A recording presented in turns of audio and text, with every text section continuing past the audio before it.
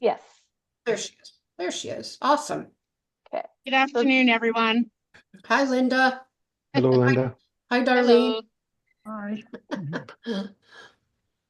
I'm going to be traveling en route, so I'll be listening. Okay. Don't drive and listen. Don't drive and meet. Yeah, I'll be just listening. Thanks.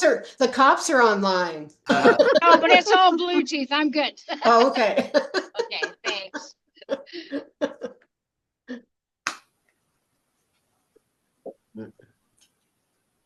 okay, so I'm having that same issue as I did last time where it's not live streaming.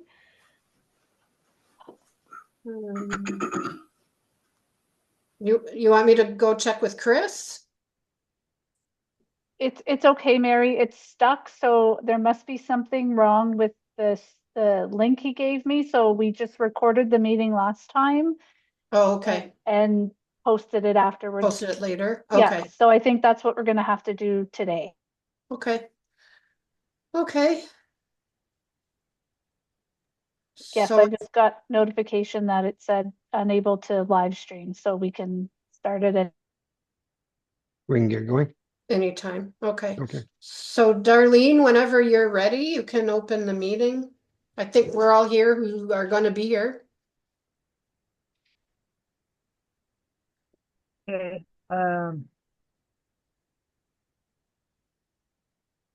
All right.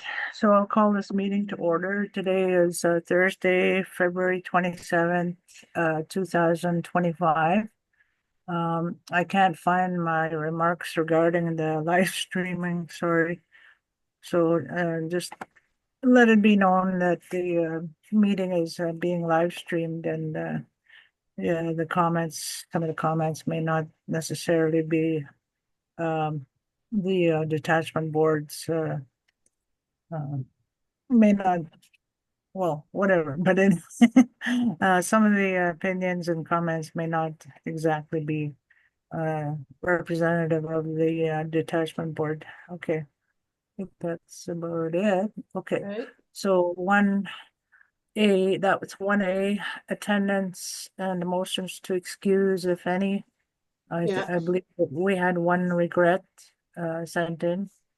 Number C is the introduction of acting Inspector Mike Kreis, acting detachment commander, Sioux OPP Detachment. So, I don't know what's wrong with my screen. Yikes.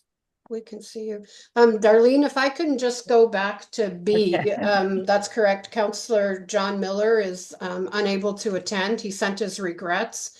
Uh-huh. And Brian McKinnon, our administrator, sent his regrets as well. Okay. So he's kind of passed that torch to me.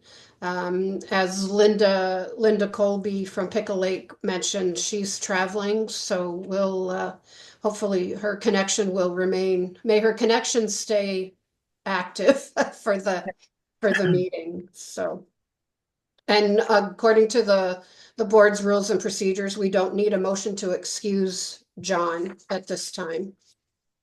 Okay. So, sorry. The meeting.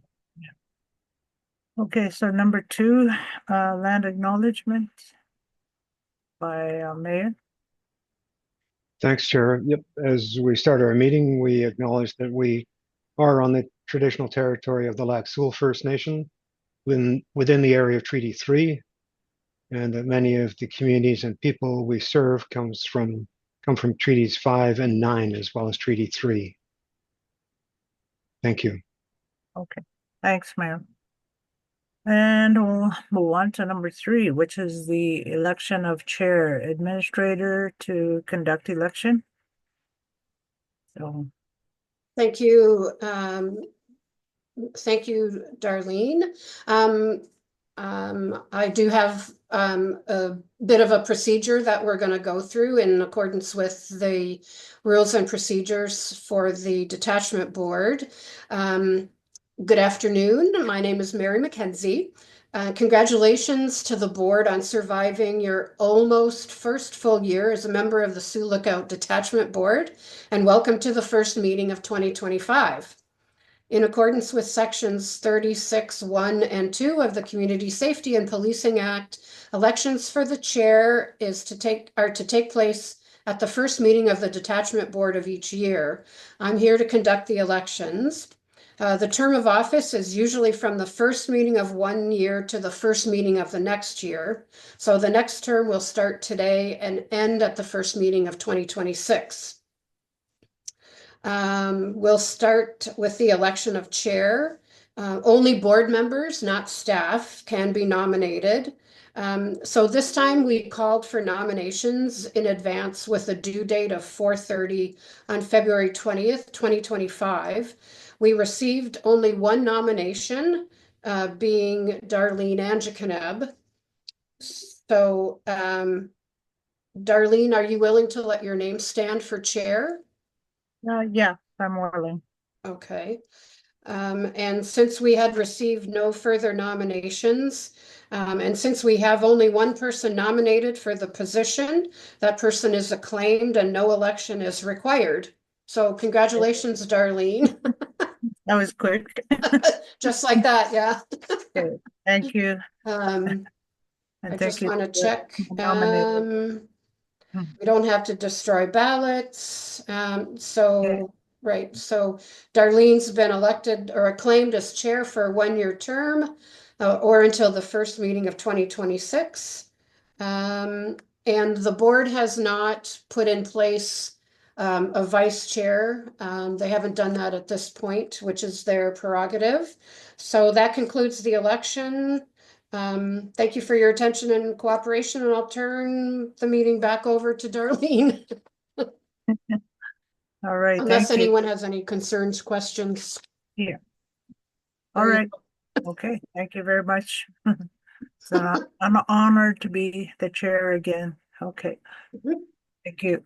Now, so we'll move on to number 4. Do we have to do any kind of motion with that? No? You should. Yeah, Um, someone then. yeah, if there's any amendments to the agenda. Yeah. Okay, so I guess number 4 then. Introduction of amendments to the agenda. Anybody have any amendments to put in? No? Okay. So I guess the agenda will stay. So motion to approve the agenda as presented and amended. Anybody want to move it? Bob? Seconder? Mayor? All in agreement, show of hands? Yes. Yep, good. Okay. All right. Okay, we'll move on to number 5, declarations of pecuniary interest or declarations of interest. Yeah, we've received none. None? Okay. Then we go to number 6, adoption of the minutes from November the 28th, 2024. Anybody have any changes they want to see or? And there's no comments? Okay. All right, then I guess we can accept the minutes from November 28th then. So we need a motion to approve the minutes as presented, or who wants to move? Mayor will move and seconder Bob. Okay, thank you. Show of hands. Everybody agree? Yes. Okay. So we're moving quickly here. The delegations presentations, there are none. So we'll move to number 8, which is the items of discussion and the reports. So item number A, OPP report statistics for the 4th quarter of 2024 for Pickle Lake and Sioux Code. Inspector Mike. Are you ready to present? Okay. Yes, thank you, Chair. Okay. If it's okay with the board, might I reintroduce myself? I've been gone for a year and I don't know if everyone remembers me. So I came up to Sioux Lookout in 2009 as a very young recruit.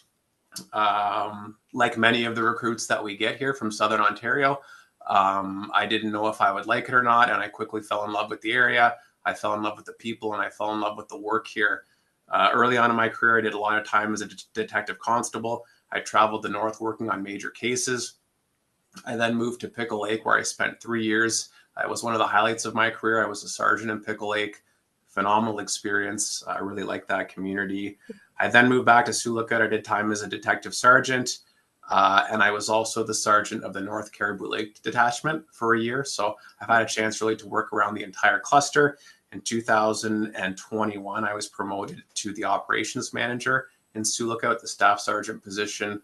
In 2024, I completed a 1-year secondment to the Treaty 3 Police Service, where I oversaw operations and operational support as an acting inspector. And I just returned back to Sioux Lookout as the acting detachment commander in January of 2025.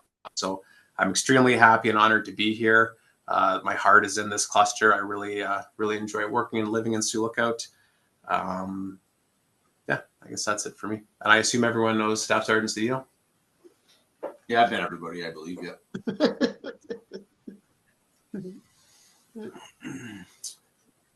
And then I'll just move on to our reports. So I wanted to start by saying that provincially, the OPP has started tracking our response times to calls for service. And while I can't reduce the exact numbers on our response times, Sioux Lookout and Pickle Lake have amongst the fastest response times in the province. And this is something we're very proud of and that we're going to continue to stay on top of and keep everyone apprised of how we're doing. For a few highlights that we've had, we completed our Festive Ride campaign. We completed 327 ride checks in our cluster, which was one of the highest in the province, something we're proud of. We're in the middle of our 2025 Winter Road Safety Initiative. So this is the 3rd year that we've put this on. The focus is increased patrols and increased education to promote safety on our northern winter roads. So those roads north of Pickle Lake. And in recent years, we have noticed these winter road seasons seem to be getting shorter, and there's a greater push by commercial motor vehicle operators to get supplies into these communities. And our aim is also to ensure that is done safely. So we've partnered with the Highway Safety Division. So far, we've conducted 42 commercial motor vehicle checks. We've laid 39 charges, 32 warnings, and we've actually placed 22 commercial motor vehicles out of service so far. So we still have 2 more weeks of that enforcement. It's been going quite well. If it's okay with the board, I will start with the Pickle Lake report. I'm not sure how we've been doing it. Yep, that's fine. Oh. So these reports have certainly changed since the last time I attended a board meeting. There's quite a few more reports in them. So I'm going to need help from the board to just let me know what you find valuable, what you would like me to elaborate on further as we continue to move forward. I found with some of the reports at the front of the document, they're not very detailed, and I found that the detailed billing summary is kind of what I'll more be relying upon. But if we could start on page 6 in the package of the Pickle Lake package, clearance rates, you'll see that our violent crime clearance rate in 2024 was 95.7%, and our property crime clearance rate was 50%. So these are clearance rates we're proud of. These are amongst the highest or the highest in the province, and it's something, again, we will continue to keep an eye on and ensure that they stay high. Moving on to page 12 in the package, you'll see for Pickle Lake that our foot patrol increased quite a bit in 2024 from 17 and 3/4 hours to 56 hours. This is something that I really want to see moving forward. It's something that I'm proud of. I want to see the officers getting out and interacting with community members. So moving forward, that it's going to continue to be a priority of ours to increase our foot patrol hours. And then moving on to page 17, that's where our calls for service billing summary report start. So our billable calls for service in Pickle Lake did increase from 451 in 2023 to 511 in 2024. And reviewing those calls, it was our operational calls that we certainly saw the greatest increase. They increased by 57 calls. And I'll get into that as I continue down this report. In Pickle Lake, we did see our assault calls go down rather significantly from 48 in 2023 to 32 in 2024. So that was a drop of 16. We did see our break and enters go up further down that page from 3 to 6. I did look into this further. And when I ran the stats, I found that there were only 5. So one of them must have been reclassified to another occurrence type. One of them was unfounded, where an employee moved some equipment around unbeknownst to the manager, and the manager reported a break and enter, and it was actually the employee was just moving around some equipment. So that wasn't a break and enter. And there was a further one where the police investigation believed that possibly the complainant was struggling with some mental health issues. They still investigated it as a break and enter. But I just wanted to point out that, you know, after my review, it doesn't appear that the break and enter rate has gone up that much in Pickle Lake from 2023. Moving on to page 3 of 5, the Mental Health Act threat of suicide calls. So that has certainly gone up from 11 in 2023 to 20 in 2024. And next week, I wanted to point out we are interviewing for a new mobile crisis response position in Sioux Lookout, but they're available to work in the cluster and provide support to individuals that are experiencing mental health crisis throughout our cluster. We've been without this position for almost a year now, so we're hoping that it gets filled, and we do believe that these positions certainly do help, especially when individuals are in mental health crisis and they're continuing to call the police. Their job is really to engage with those individuals and help to connect them to supports to reduce those calls for service. Moving on down page 3, I was really happy to see that the bear complaints in Pickle Lake went down significantly from 31 in 2023 to 5 in 2024. So I'm happy to see that there was a significant reduction there. And then with respect to the operational calls, again, that's where I noticed the greatest increase in the calls, the billable calls for service in Pickle Lake. The unwanted persons calls increased in 2023 from 48 to 84 in 2024. I looked into them. I did note the majority were at the Pickle Lake Hotel and the Northern Store. And, you know, from experience of being up there, sometimes it's just who's in town and who doesn't have access to somewhere appropriate to stay, somewhere to get out of the elements, right? And sometimes they're generating a number of those calls and there's just nowhere else for them to go. So the grocery store and the Pickle Lake Hotel are very popular options. And then there was also an increase in our assist public calls. We went from 52 to 86. And I did look into those as well. There were a number of them at the Pickle Lake Clinic where medical staff is phoning officers and asking officers to try and get patients to come back to the clinic because they still need to be assessed further or further treatment. And this is actually a major trend that we're seeing in Sioux Lookout as well, where the hospital is calling the police a lot to try and locate patients who have voluntarily left the hospital, but medical staff feel that they need more medical treatment and they should come back. So they're asking officers to go and look for them in the community.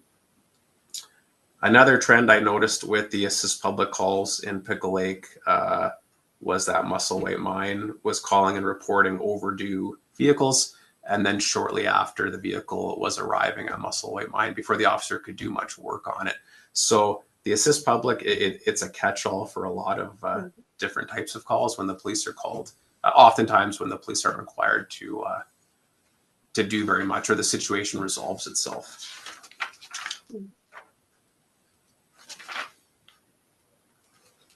And that Interesting. is pretty much it for the Pickle Lake report, unless there's any questions from the board.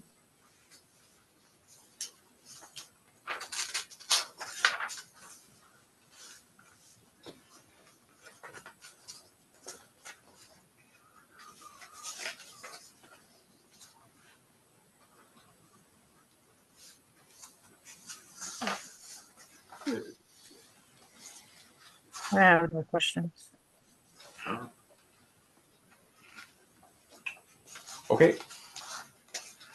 I will move on to the Sioux Lookout report then. So I think I'll start with, I did ask the board if they had any questions ahead of time, and Mayor Lawrence provided some, and I really appreciate that. We have a lot of calls in Sioux Lookout, and it's impossible for me to know all of them. So I appreciated the time to look into a few of these issues.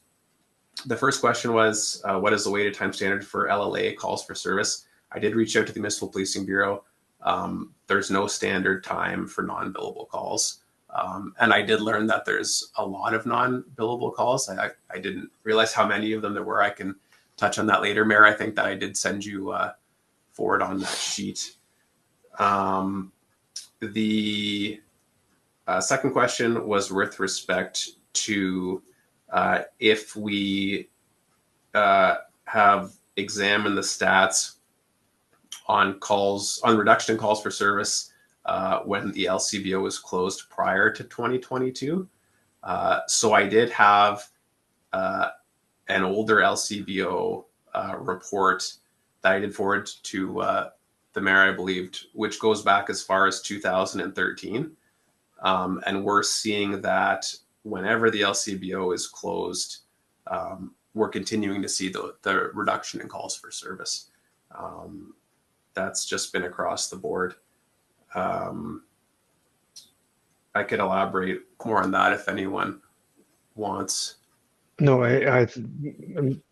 some of these questions, I'm just looking for the record so that we can definitively say that when we're talking about it. And I believe, I'm not sure if the health unit is working with you at all on, they're doing a bit of a study on alcohol, and have they contacted you for any information? I've been briefed on it that they're working on it, but I haven't been able to connect with them yet. But I do have a note to reach out to them. So that information you gave me regarding the days of week closure and the impact of the LCBO closures, that would, I would think, be very important to them, and it would be good to bring it up to date as well to the end of 2024 if that's possible. Yes, I do. I've already had that report drafted. Okay, so great. I'll make sure that gets to them. Very good, and they'll ask their own questions. But I was actually on a health unit board meeting yesterday, and there was a general topic that wasn't specific to this, but they mentioned the OPP and the basically acknowledging the tremendous data that's available from the OPP and the ability to manipulate it and whatever. So it is appreciated whatever you're providing. Okay, I'll make sure it gets there. Thanks, Mayor. Moving on down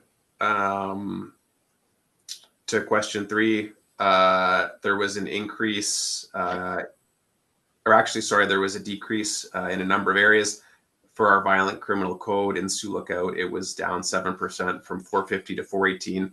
I did look at that. To me, it was a small enough decrease that I can't really comment on exactly why that was the case. With respect to property crime, it's down 16%, 349 occurrences to 292. We are seeing more video surveillance in private residences. Obviously, the municipality has it. We do believe that is starting to deter property crime. People know they're on camera, and that's one of the reasons why we can see that property crime is trending down. I can't speak provincially if that's the case, It's never the number of calls for service we have is never a good story, but it is a good story when you see a significant and 16% reduction in property crime is a good story. And at some point we need to talk about getting out to the public. I think we can talk about this, but I think the public needs to hear that some things are positive. Absolutely. We also ran a dedicated street team where there was more focus on the downtown area of Sioux Lookout during the summer months. And we feel that that would have also deterred some property crime. With respect to statutes and acts, they were down 9%, 607 to 551. I noticed that our Trespass to Property Act calls were down 40 in 2024, which I felt was fairly significant. And we attributed that to our work with the hospital and hostel security. We've had a great working group with them where they are using the tools available to them, and we're trying to empower them to not have to phone the police and to handle calls where they can on their own without having to call the police. And did you have a little bit more on that, staff? Yeah, so we meet, or I meet with the head of hospital security and the hostel security. I don't want to say quarterly, there's no specific time, but we try to meet every 3 to 4 months. And we just talk about any issues that we're having on both sides, whether it be police response or the amount of calls that we're getting at the hostels or hospital. And we have a great working relationship. They are always open to ideas. Like the hospital has implemented some new things over the last few months. They've removed their benches by the garden because that was a problematic area. They're thinning out more trees near the graveyard because that's becoming a problem area. So that's helping reduce calls. And then it was just dealing with, obviously, like us, they get a lot of turnover there for their personnel, and it's just empowering them, like the inspector said, on what are your authorities? Because a lot of times we were getting calls there for what we would call unwanted persons, and it's like we get there and the security personnel has not even asked the person to leave yet. Where, if you just did that, they probably would leave on their own. So that has certainly helped. And the hospital as well. Their security job is doing a phenomenal job. I'll give you some numbers. He gave me these numbers. So we last met in December. And so they have what they classify as security incidents at the hostel. Security incidents can be anything from somebody in a mental health crisis or domestics going on or alcohol-related occurrence. Anything where their security has to deal with somebody. And obviously not all of them require the police. So in October, they reported 338 security incidents between the 3 hostels, and they only called the police 62 times. November, 282 security incidents, and they called the police 72 times. So that's going to be a huge reduction because before they potentially could have been calling for almost all of them. So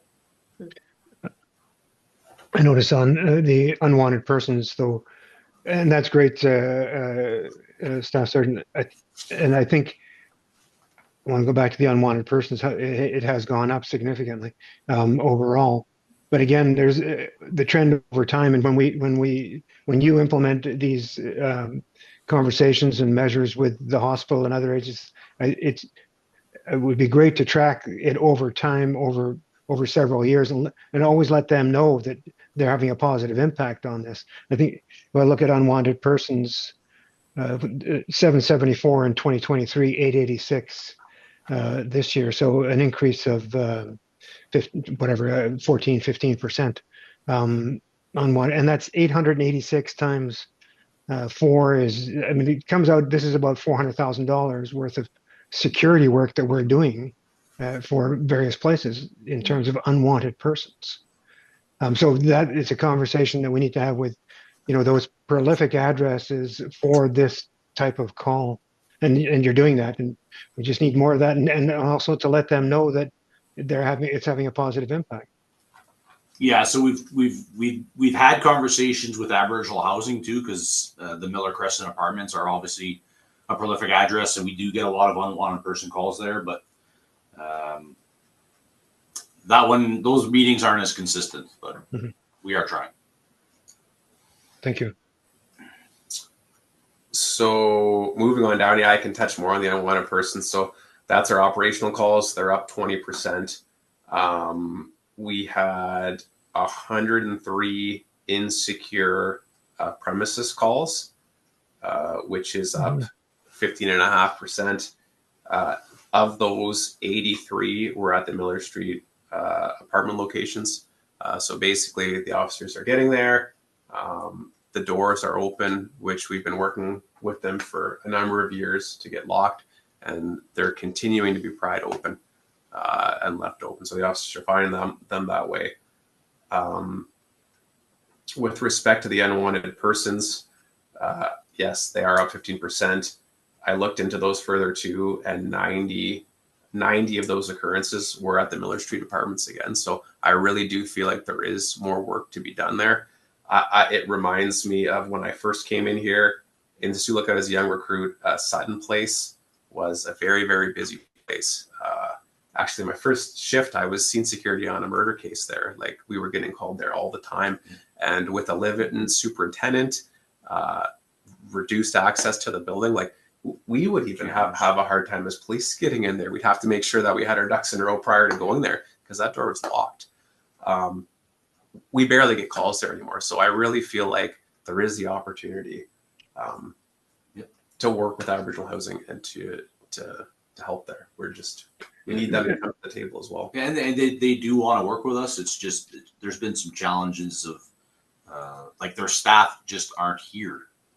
The main individual we deal with is in Sault Ste. Marie. Like, so there are some logistical issues, but The insecure condition master code and insecure condition building, are those ones the calls that you're referring to?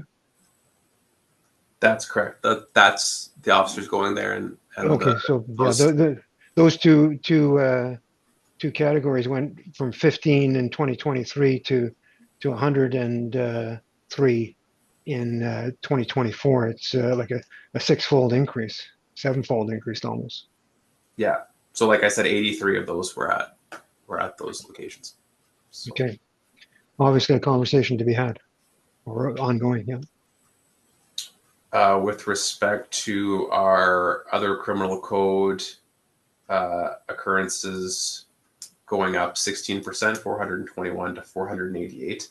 I noticed that our bail violations occurrences are up 19%, and our breach of probation occurrences are up 58%. Yeah. And we attribute a lot of this to our offender management and apprehension program.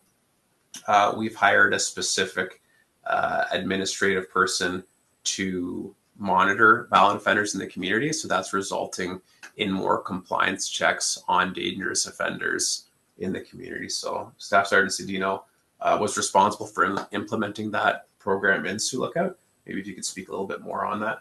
Yeah, so the OMAP program is as a result of there was a police murder back in 2022. A young officer was killed by an individual who was out on bail. Our commissioner at that point took a strong stance on bail supervision, which led into the creation of the Offender Management Apprehension Program, which we refer to as OMAP, because the police love acronyms. With the OMAP program came new specialized civilian positions. They're called DOCs, Detachment Operation Clerks.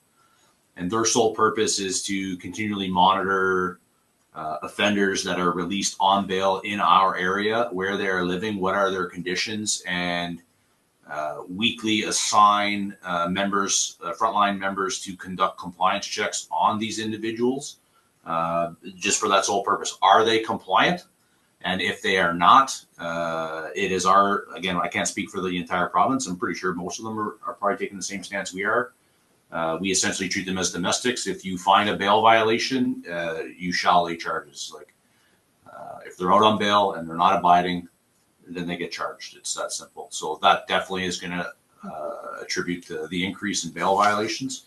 We have had a lot of success, and I don't want to pat us on the back too hard, but Sioux Lookout Detachment really took hold of that program and really launched it for Northwest Region, and basically every other detachment calls our detachment for advice on how to do better. So the problematic thing for tell me about the bail violations. Are people and the difference between a bail violation and a breach of probation? So a breach of probation would be an individual is already sentenced, and their sentence is a period of probation, and they'll have set conditions to abide, whether it's 3 months, 6 months, 12 months. I think 18 months is maybe the max for probation. If they breach a condition of that probation, then that would be a breach of probation. A lot of those do get reported by the probation office. A bail violation would be, you are facing a charge. Again, you've not been found guilty. The presumption of innocence is there for everybody. But as your charges are going through the court system and you're determining how you're going to deal with them, some people, not all people charged, are on what are referred to as bail conditions. So you won't remain in jail as long as you abide by said conditions. You have to agree, and then you can be out on bail. So that's another important point too. Some people that are out on bail don't have conditions that necessarily warrant compliance checks by the police. We're looking for our violent, dangerous offenders who definitely, if you're on outstanding weapons charges or your crime against person type charges, your assaults, your aggravated sexual offenses, those types of things. It's all literally every case comes in. We get their on release documents, which outlines what their bail conditions are. The doc reviews that and determines if, yes, this person definitely needs to be monitored by the police. And to expand on that, we could have somebody charged here. In fact, what we do, we have some people that are charged here, released on bail, but they're to reside in, say, Toronto. And then Toronto police has their own OMAP program, and they're doing compliance checks. Obviously, that doesn't affect your billing, but just to see how widespread the OMAP program is. And then we have working relationships with Sioux police and the Anishinaabe police. So when we have members released to their communities and vice versa, we share that information so we can monitor these people. And I think it's important just to highlight, like, these conditions are placed on offenders generally to protect victims and the public. Like, that's why the conditions are in place. Yeah. So that's why it is important that officers are doing the checks, because public safety is in mind. With respect to our operational 2 calls, they were also up 18%. Our false alarm calls went up 113 to 165. So that was a 46% increase. I did look into those further. 34 of them were at the Sioux Lookout Courthouse. I do have our court officer working with staff to try and reduce these. Some of them, they're caused by the staff. Some of them are caused by community members just forcing open a door that triggers an alarm. I was advised that they do have a permanent employee set to start there in March, 5 days a week. And they do believe having a permanent employee there is going to help reduce those calls for service. So our court officer is going to get back to me on that. Our police assistance calls, similar to Pickle Lake, are up in Sioux Lookout, 716 to 987. It's a 38% increase. Of these, I feel it's noteworthy that 102 of the calls were from the Menoyawan Hospital, and many of them are, as I had indicated previously, our hospital staff calling the officers to bring back patients who've checked themselves out voluntarily. And the medical staff strongly feel that they require more treatment and shouldn't be. We actually just had one of those calls come in today. It sometimes feels like we're getting those calls every day. So certainly that's contributing to them. So the patient, I did want to be clear, the patient was discharged or was not discharged? Not discharged. We get basically 2 types of calls. You're an admitted patient and you go, AWOL, I guess, from the hospital, and they can't find you and they want us to go look for you. There's one particular individual that we deal with quite regularly, but we've been working with the hospital staff to reduce that, which we have. But and then the other one is you attend the emerge department for whatever reason, and before you're seen by the physician, you leave, and the physician, based on your what do they call it? Like your check-in sheet when you get there, or your triage sheet. They're like, well, no, we really need to see this person. You got to find them and bring them back so we can check them and have a conversation with them. So those are the two main types that we get. So I'm troubled by the fact that people are going to the hospital, they're not in custody or in detention, and they, like anybody, they can leave if they choose to, and yet now we're in a position where we are detaining them to take them back to the hospital. So we've had this conversation with the hospital and explained that we have absolutely zero authority to return them to the hospital. We can go look for them and then try to convince them to go back. But yeah, we have zero authority. We've had that conversation all the way up to the CAO there, who is obviously very good to deal with us. We definitely reduced calls with the one individual because we were getting up to, I'm not even joking, up to 2 a day sometimes for this individual. So He was an admitted patient and he didn't want to be there. this becomes an assist public or a public assistance call for service, though. Yes, it does. Correct. Yeah. And to my mind, this should be the hospital's security or the hospital's social service department going out to find this person and take them back, not the police. It's a strange situation. Yeah, like realistically, like a lot of our assist police, I think it's fair to say, like they get classified that because they're really not police matters. But somebody has generated a call asking for help. Well, we generally never ever say no. So what type of help do they need? And that's what happens. Like, I don't know if that's the best way to summarize that. Or Well, I mean, yeah, but the assist public, I think, is that very call is. yes, Correct me if I'm wrong. The largest single number of calls for service of any of the categories. Assist public at night, almost 1,000 calls Of in the billable 2020. categories. Sorry. Of the billable categories, yes. Of the bill, yeah, of the bill, absolutely, yeah. 1,000 calls. Do the math. It's without any discount, it's getting close to $500,000. Absolutely. And I have a few other. And that's a cost that, to my mind, should be borne if the health system thinks that those people should mandatorily be in.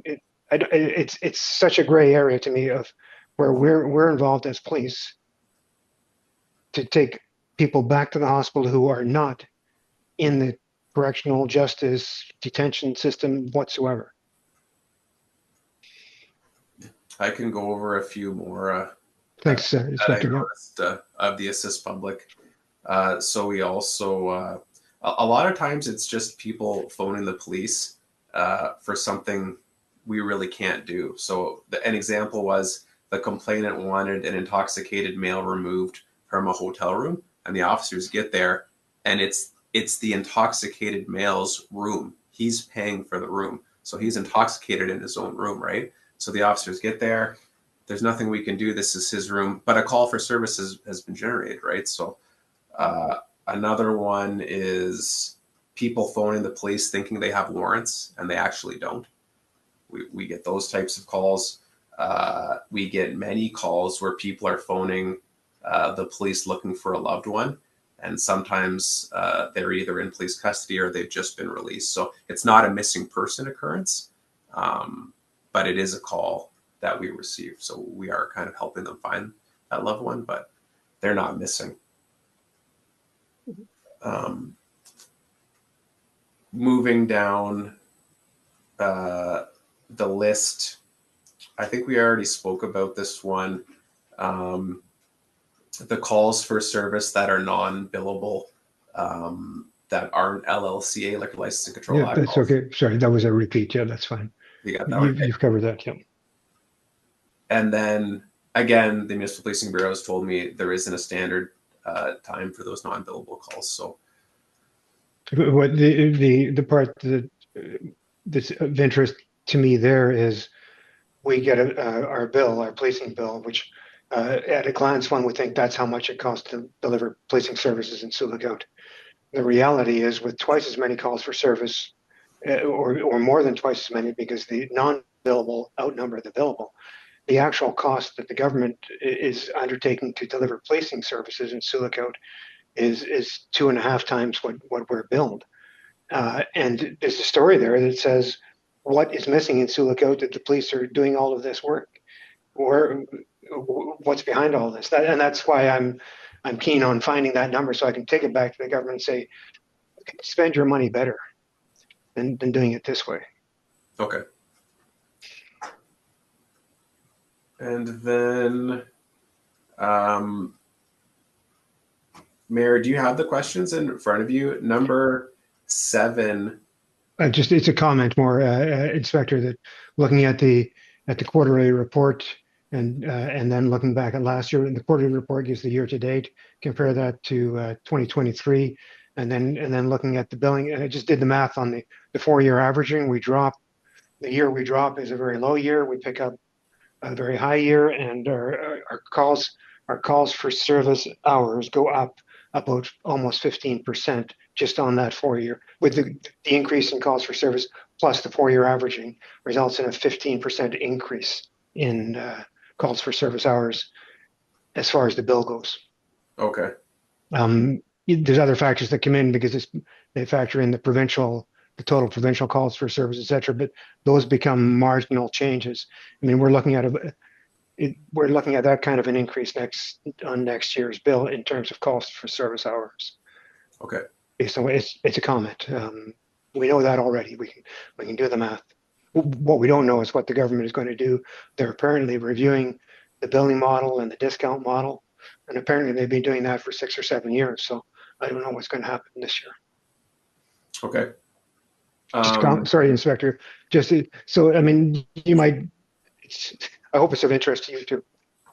No, absolutely it is. I live here too, so it absolutely is. And if there's anything you need me to reach out to the Municipal Policing Bureau for, I'd be happy to do so. I won't profess to be an absolute expert in the billing. They're the subject matter experts. But if there's any questions, I absolutely will reach out to them right away. They've been amazing at getting back to me very quickly. So very good. I may have some. And point 8 was how can we reduce? And I think we're going to have those conversations in the coming weeks and months. So you can consider that asked and answered. Thank you. Okay. So moving on to the rest of the report, on page 7, again, the clearance rates for Sioux Lookout, violent crime 87.2. That's gone up slightly, and then property crime, even though it's down slightly, it's still at over 50%, which is one of the highest in the region, and it would certainly be above the provincial average. I don't have the provincial average here, but I can guarantee that it's higher, or that we're higher than that. Moving on to page 13, I just wanted to point out with respect to the daily activity reporting, patrol cruiser hours, you'll see that they've gone up significantly from 2023 to 2024. They're at 2023, they were 503.25 hours, and in 2024, our patrol cruiser hours were 2,260.75. And that's a result of classification due to the service delivery model. We used to score time when the officers were proactively patrolling in the downtown area, really looking for liquor license infractions as Liquor License Act follow-up. And now it's being classified as patrol general to reflect that it's a proactive policing effort. Staff, if you could maybe touch more on the service delivery model and how it's broken down. In 2024, the OPP launched what they call the service delivery model. That was their, again, I'm not an expert either, but my understanding is that was their pitch to the government on kind of a day in the life of a frontline provincial constable with the OPP. They are to dedicate 40% of their time to calls for service, 34% of their time to administrative work, 21% of their time to proactive work, and 5% of time doing community engagement type duties. So what we found here is, a lot of our proactive time was spent during the LLA follow-up. So when we get monthly reports on where we sit on the service delivery model, like every officer, where's their time being spent, and it's all percentages, and we're looking for them to be in those ranges. And we definitely were not in the darring properly for the proactive policing. So that's 100% why you see the patrol cruiser gone up, and that was as a result. We met with every platoon.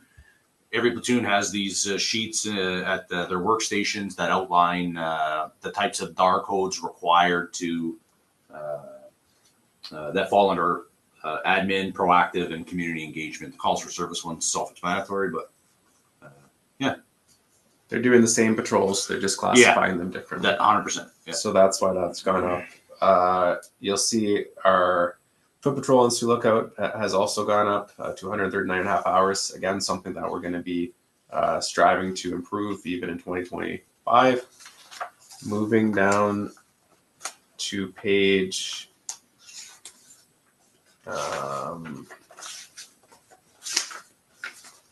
page 1 of the calls for service billing summary report. So our sexual assaults in Sioux Lookout are down from 44 to 39.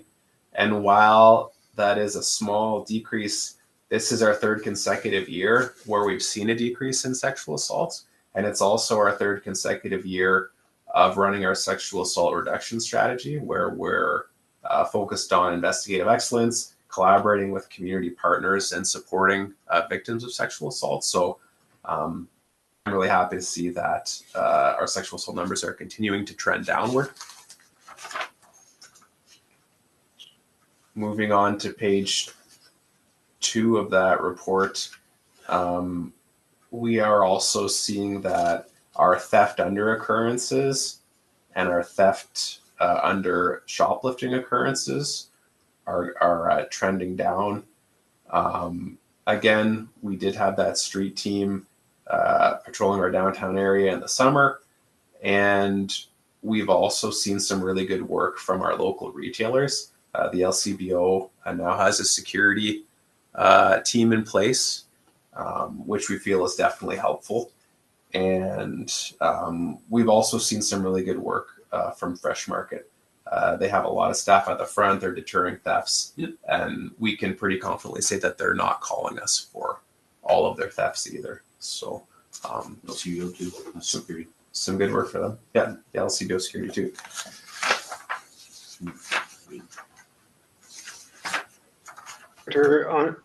Chair, if I'm on that, the other threats to person, I mean, it's not a huge number, but up from 27 to 42. Any comments on that, or is it not significant?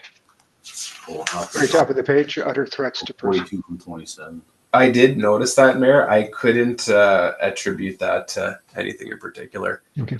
But certainly something that we'll keep an eye on. But I couldn't definitively say what's causing that.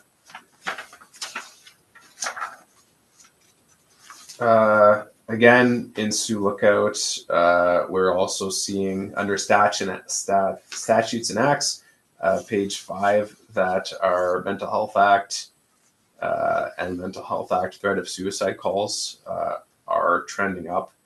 And again, it's been almost a year since we've had our mobile crisis response worker. We are interviewing for the position next week, and I'm really hopeful that will fill it, because again, it's those people who are in crisis and causing repeated calls for service.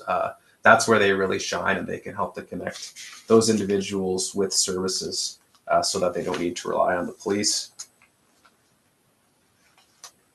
In the same Inspector Statutes and Acts, page 6, top one, trespass to property has, again, maybe not significant, but 219 down to 179.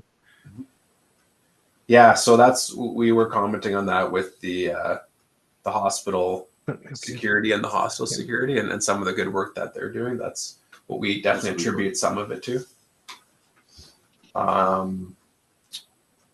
But certainly that could be, there's LCBO security as well, and staff being more engaged with patrons and asking them to leave ahead of time, and then those calls aren't being generated.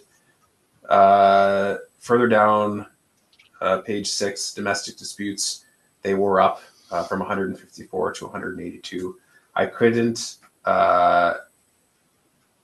really see an explanation for that, other than that, the overconsumption of alcohol remains a major contributing factor to our domestics. We were talking, it's actually very, very rare that you would go to a non-criminal domestic where at least one party wasn't intoxicated. So The right below that, the suspicious persons also increased by about 33% there.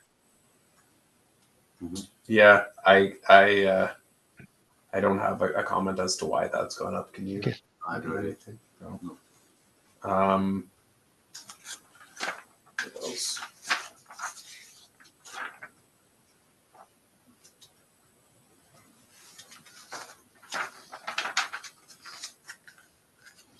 I believe that was it. I already spoke to the assist public calls as well, which we'll continue to monitor. But that's really a catch-all, and certainly, like, we noticed that a number of it's common for people to phone the police to try and solve issues that aren't really policing issues. I think that's what we've kind of gotten to here, and then those calls have to be classified in some way. So I'm looking at, I'm not asking, noise. There's 3 or 4 categories of noise complaints. Most of them are up, and I'm wondering how many times a noise complaint is associated with alcohol. Oh, Most of the time, yeah. Unwanted persons also up from 774 to 886 again. Unwanted persons probably is a similar factor in there. Is the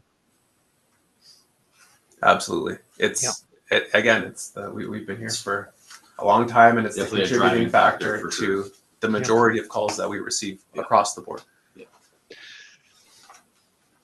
Thanks very much. Thank you. That's everything I had for the Sioux Lookout report, unless there's any questions. Chair, just thanks very much, Inspector and Staff Sergeant. Thanks for your answers. Look forward to carrying on. I have no questions either. At about Pickle Lake, any questions? No?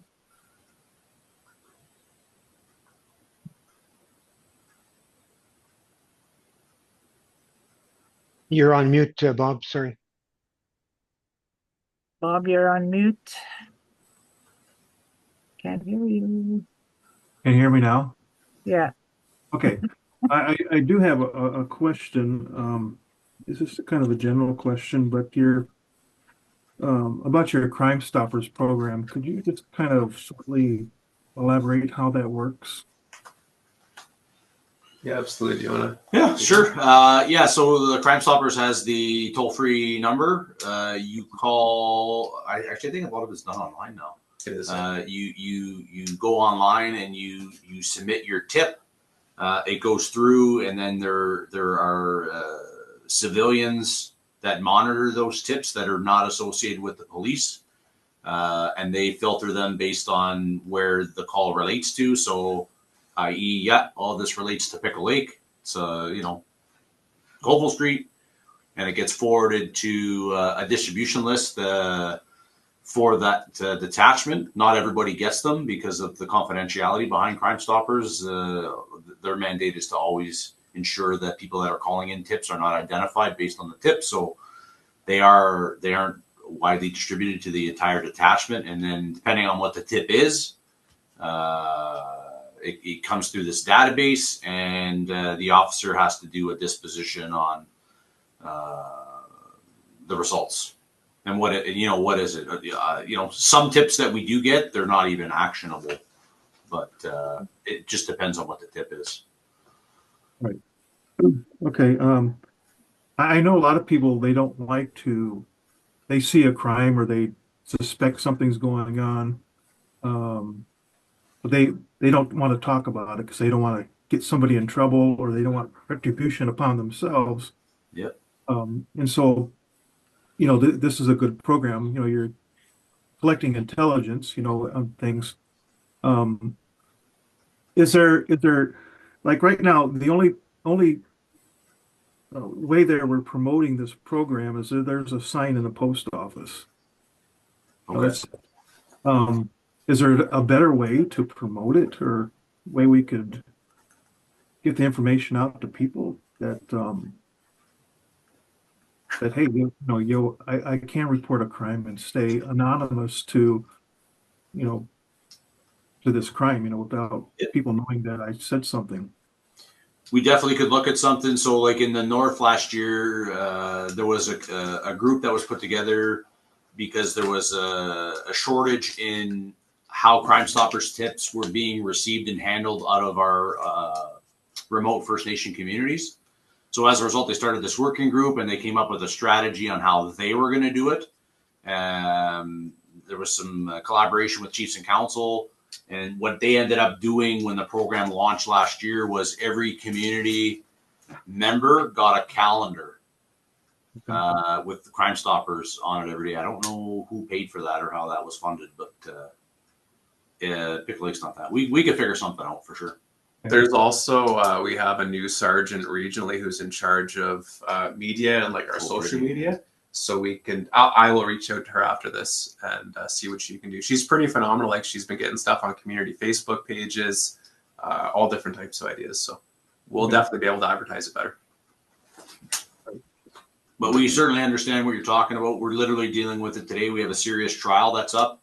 The three main witnesses for the victims involved, there's obviously some fear of going to trial, and none of them showed up. Right. So, very difficult. Right. Okay. Thank you.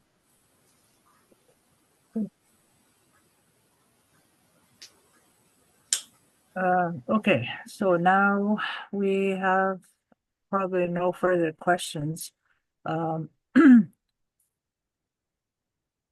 have nothing more to say, and we'll move on to 8B, the 2024 financial report. Who's doing that? Now, it's in the package here. Yeah, Madam Chair, I can speak to it a little bit. Okay, It was distributed in the package. That's the 2024 financial report or financial status for the detachment board. Yeah.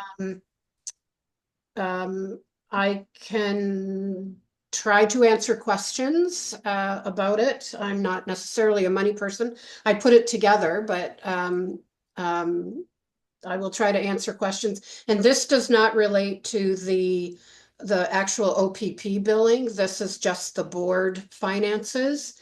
And I can advise Bob and Linda that and the Sioux Lookout members that the invoice for each of the portions of the costs will be mailed today. Linda, I think they're gonna, our finance department is gonna email it and mail it. They'll email it to you, so you should be getting that in the next couple days. But I can answer any questions that any of the board members or Linda has.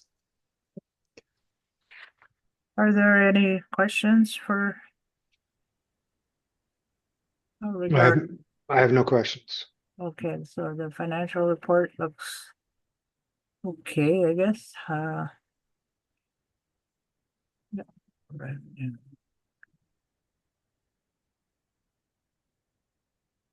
All right. Nobody else has questions then? No? Okay.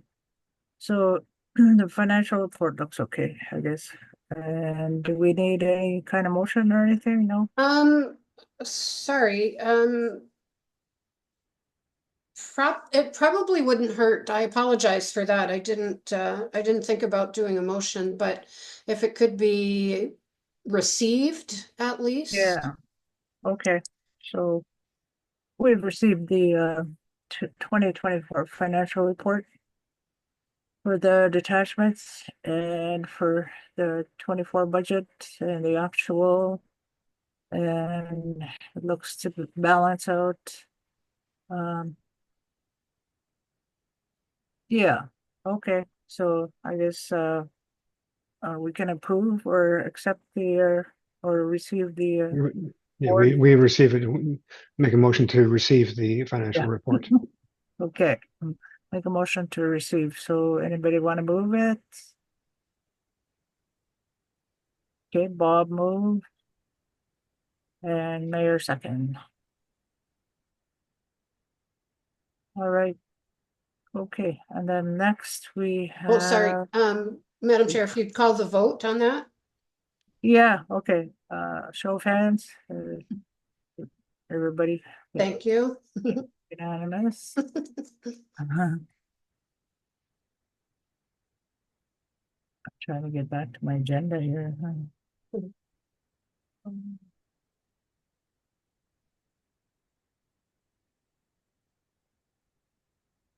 Okay.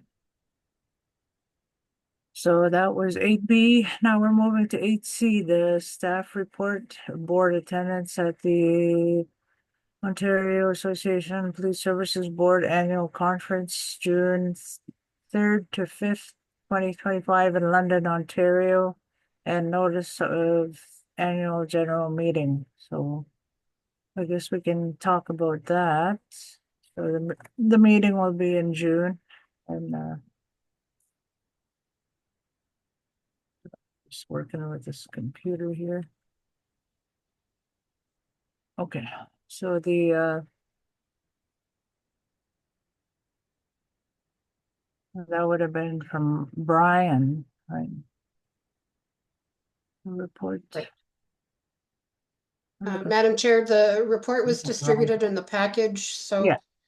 hopefully members have had a chance to read it. I can answer questions if there are any. Yeah.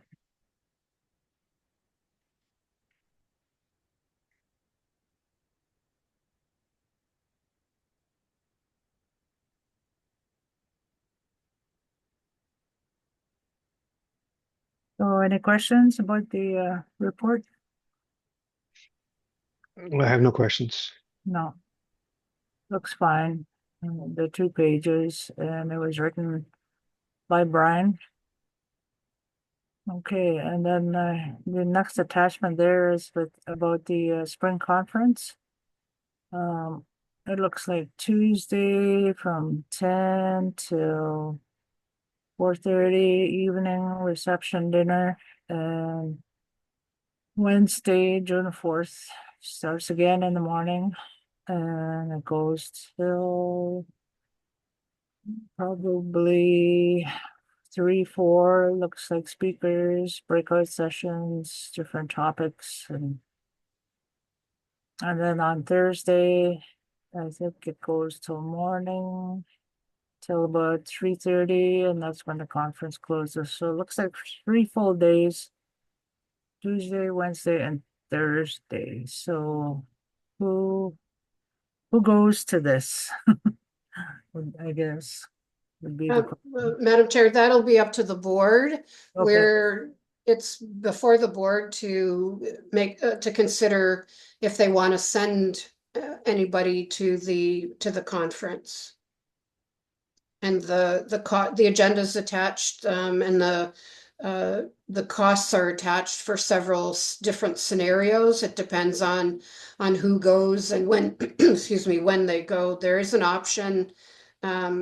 The conference runs June 3rd through 5th, but the travel dates would be June 2nd and 6th. Couple of the options provide for travel on the 3rd, but whoever attends would miss the activities on the 3rd. And it's kind of up to the board whether or not they think that would impact the usefulness of the conference. So the costs, overall, the costs range from about $4,400 to $6,500, depending on if they travel on the 2nd or the 3rd. So. And I mean, it depends on if anyone is interested in attending and who's available to attend the conference.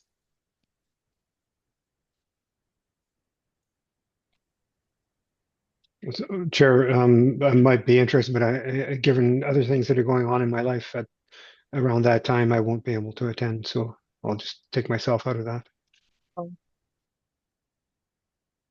I'm the same way. My son's getting married in June, so I won't be able to Oh. attend that. Oh, Oh, I think I have to attend the wedding, so. oh.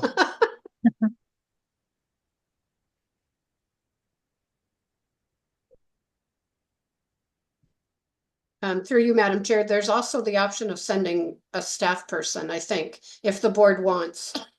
But I don't know if Counselor Miller would be interested or Darlene.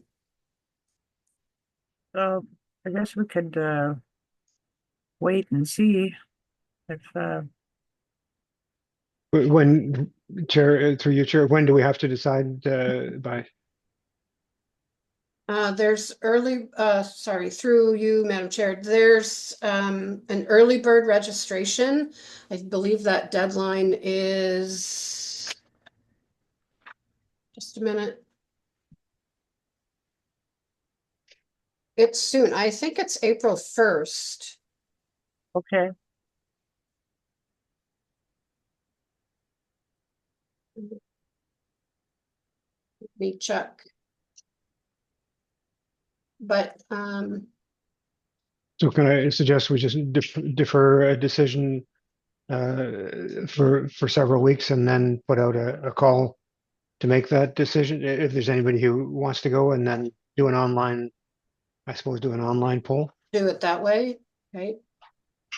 Yeah. Okay. Okay. Yeah, I believe it's April 1st, just I should be able to find out fairly quickly.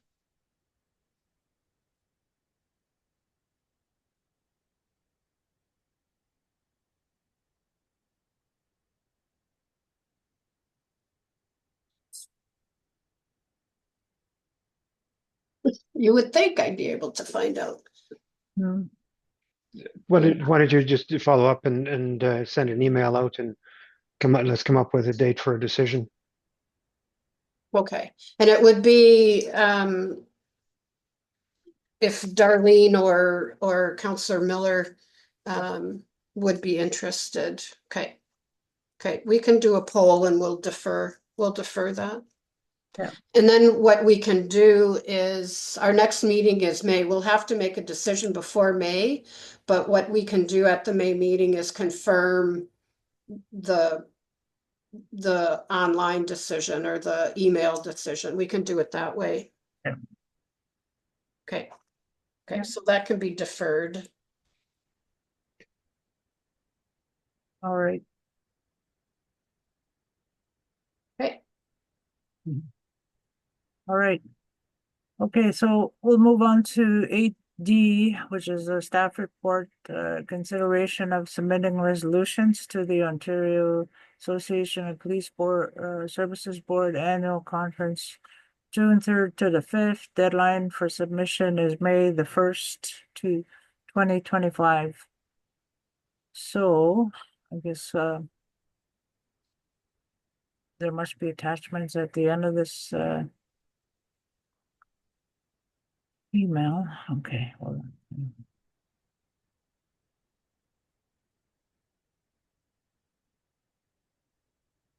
on. Through you, Madam Chair. Yeah. Our elected officials may be familiar with this process for Kenora District Municipal Association, Northern Ontario Municipal Association. They often receive resolutions from the member municipalities for consideration at their AGM. So this is a similar format or similar process for OAPSB. We've never gone through this before because we're new members of OAPSB, but usually the resolutions deal with items of concern that the board would want support from OAPSB on.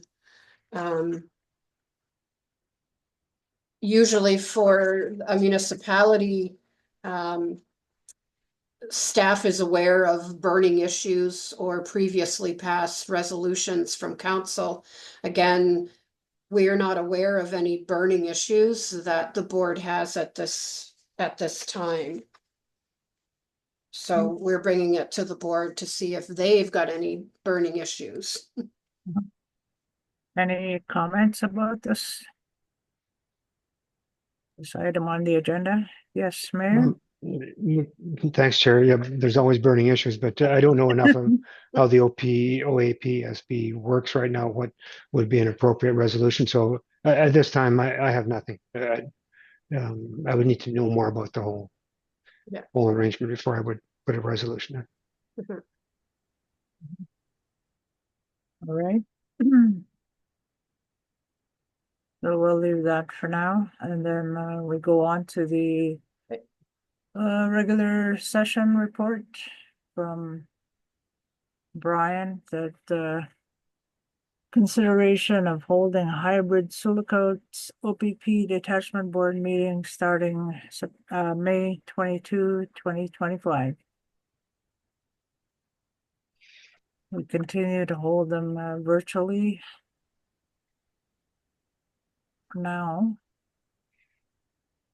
So, Chair, if I may, yeah, I noticed. I think I would prefer meeting in person, recognizing that that might not be possible for Pickle Lake, but so that we would do the hybrid, and it would also allow us at any time to be hybrid. But it would mean we would conduct the meetings in our council chamber, and whoever could attend would attend, but we would also bring in people virtually on the screen as we do. We do that with our council meetings now too. Councilors can attend from outside if they have to. And occasionally it could be that the meeting inspector might want to go to Pickle Lake and hold a meeting there in person, and we would attend virtually from Silicate. Yeah. Or we could travel to Pickle Lake and enjoy the fine ambience of Pickle Lake. Mhm. Mhm. All So right. I would put forward through your chair staff. Do we need a motion to allow hybrid meetings? Yes, yes, and there is a recommendation or motion in the report. So there's two options there, the one for the hybrid and one to continue as we've been. So whichever motion the so- board wants. So if Bob is agreeable, Chair, could I ask staff to read the motion that allowed for hybrid meetings? Oh, I guess we could find out in the vote if Bob's agreeable. sure. So the recommendation would be that the Sioux Lookout OPP Detachment Board starts to hold hybrid meetings starting with the May 22nd, 2025 board meeting, with members and staff from Sioux Lookout and the detachment commander attending in person together in the council chambers of the Sioux Lookout Municipal Office, and members and staff from Pickle Lake attending virtually or together in person at a location of their choice. And further, that the rule and procedure relating to how meetings are held be amended accordingly. All right, so we'll need a motion. Mover, the mayor, and Bob second.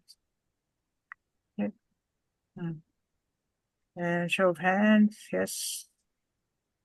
Yeah, I'll agree. Okay. Okay. All right. And now we'll go to 8F, the report from Mayor Doug Lawrence and Bob Rasmussen on their attendance at the Ontario Association of Police Services Board Zone 1 meeting, December 10th, 2024, and attendance at the Ontario Association of Police Services Board joint meeting, OACP joint meeting on December 11th, 2024 in Thunder Bay. So we'll go over what took place there. Where is it now? Do you want to go first, Bob? Anything you wanted to say? I attending there is mostly educational for me. I'm still trying to figure out what my whole role is here on the board. And so it was very educational for me. I really don't have anything um, that I can really that really pops out that I can report on. So I think Mayor maybe you should go ahead and maybe fill people in what went on. Um, All right, thanks, Bob. Yeah, I did. When I attended, I didn't realize that a report would come out of it, and the report that I did submit was just based on casual notes that I had jotted down during the 2 days, so there wasn't much flow to it. But I did attend it. Actually, Inspector Price, you were there as well for the. We were together on day two. Day one was there were about 15 people from various boards, not police staff themselves, but board members from around the area. And I noted Fort Francis, Mission, Terrace Bay, Scriber Marathon, Pickle Lake, Sioux and Thunder Bay board members were present, and the executive director of the Ontario Association of Police Services Boards, Lisa Darling, was there as a resource. And there were some formal, sort of fairly dry reports, budgets for this branch of the OAPSB, and then there was informal discussion that day about training for board members, insurance for boards, provincial appointees, and how that process is extremely slow or almost non-existent for every board, and then just costs, policing costs in general. Day two was a very informative day where there was various speakers. Now, this brought together all the board members as well as policing staff representatives, inspectors. Inspector Price was there, I guess, in your role as I'm not sure if you were there in your role as First Nation at that time. You were under secondment still. So there were First Nation policing representatives there as well as OPP.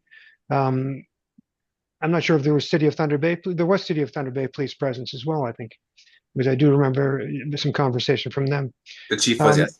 Yeah. One of the key themes that I picked out, and I'll just let the notes in my report stand if anybody wants to look at it. But one of the things I brought back for our board, and Inspector, it was the theme of membership, leadership, governance, and that they felt that there become a disconnect between membership being the officers, not the Inspector Crisis, but the officers out there on the front line, being the members, and governance being us.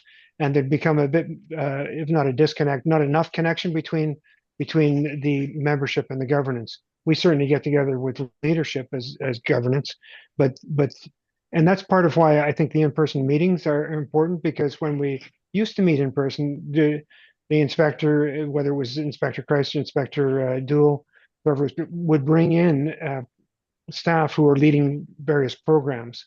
So it might have been a community liaison officer, might have been somebody, and describe certain programs. And it was a chance also to introduce new members. It was a chance just to have a little bit more connection with the members. And as a sub theme was culture, as well as membership, leadership, governance was culture in policing, and how do we as governance get a feel for what's the culture in the membership and at the detachment, and one of that more personal connection I think would be important. But it's something I think I'd like to work on, is more connection between the membership and the governance, and we can talk about that offline. But that's essentially. And I do know one mistake in might have been wishful thinking. I said the Northwestern region was going to have a police helicopter, and it was going to be located in Sioux. It's going to be located in Thunder Bay. So that should be corrected in my notes, staff.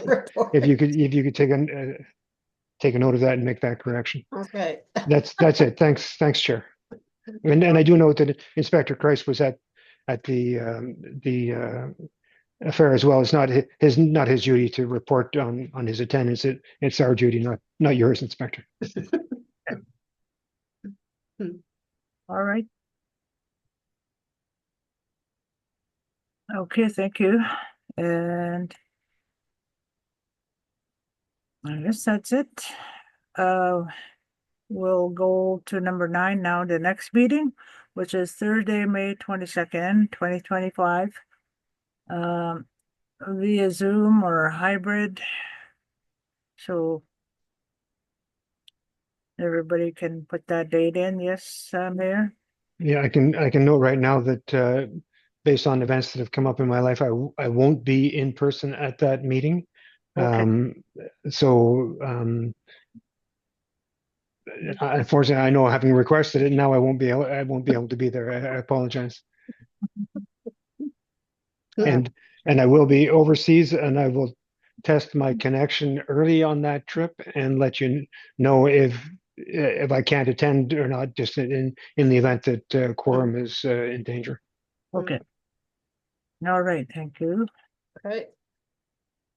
All right, so now we're at number 10, a motion to adjourn. Who wants to move? Yes, Bob will move. Mayor, second. And we are adjourned now, so we'll see you on May 22nd. Thanks, Chair. Thanks, staff. Thank you, Thanks, Bob. everybody. Thanks, Inspector. Thank Thanks you, for, everyone. thanks